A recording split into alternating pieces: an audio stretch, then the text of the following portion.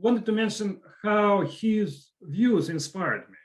It's because what happened is I started with Shakya people. First with Gelug people, then moved to Shakya Nyingma. And I could see how differently people interpret ultimate reality, how differently people interpret Buddha nature for that reason, etc. Right? But those people, we're talking about real, living, wonderful masters and teachers, etc. Right? Great contemplatives.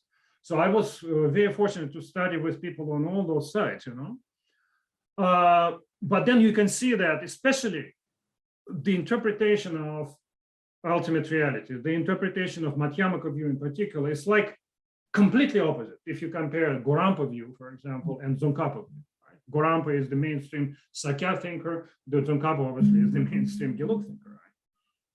But then I thought, what if I use a somewhat similar approach to the one Shakya Chokden uses when he talks about Madhyamaka and Yogacara, and try to apply it to the views of Gorampa and Tsongkhapa, okay? And so that's another book. Okay. Mystical, of course, sounds weird, right? Mysticism means pretty much nothing, You can read anything into mysticism, but I just thought it sounds cool, But the main sort of part of this book is about how different the views of Tsongkhapa and Gorampa are, and at the same time, if we find the way to read them in terms of how they contribute to contemplative practice, in fact, both of them can come to the same point. Sounds very strange, right? But but I was inspired by Shakya Chokden because that's exactly what he's doing with Madhyamaka and Yogacara. Okay, so that's yet another book to read, maybe, because it's not about Shakya Chokden, but it is inspired by Shakya Chokden. Thank you. Yes. So that's your latest book, I think, no? Tibetan Buddhism and Mysticism, or Mystical Experience, sorry.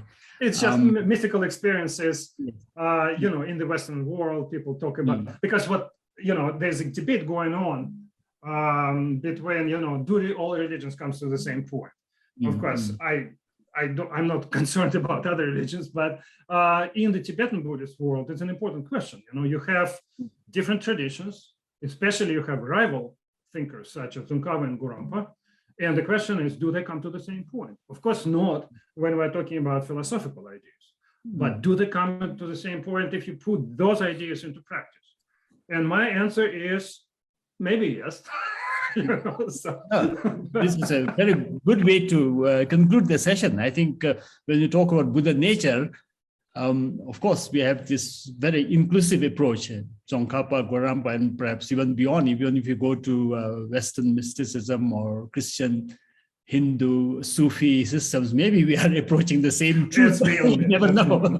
Yeah, so fantastic. With your book on Tibetan Buddhism and Mystical Experience. I think on Shakya Chokden, those who are interested should read your Visions of Unity and Radiant Emptiness. In fact, I want to add also, if you have Tibetan, then the original writings by Shakya Chokden are quite easy to read. And the relevant texts are also not at all long. Both the Essence of Sutras and Tantras and the Sun Unseen Before are very short texts. And his commentary on Dharmadhatu Stota is also quite concise and clear. And I think also some of his Tantric writings are like that. So a lot of these books you will be able to find on the Buddha Nature resource website. If you click or if you search for Shakya Chokden and Yaroslav. So please do visit our website and make use of the resources. And thank you everyone for joining us. Thank you, Slava, for sharing your knowledge and wisdom. And thank you, Marcus, for thank you so much.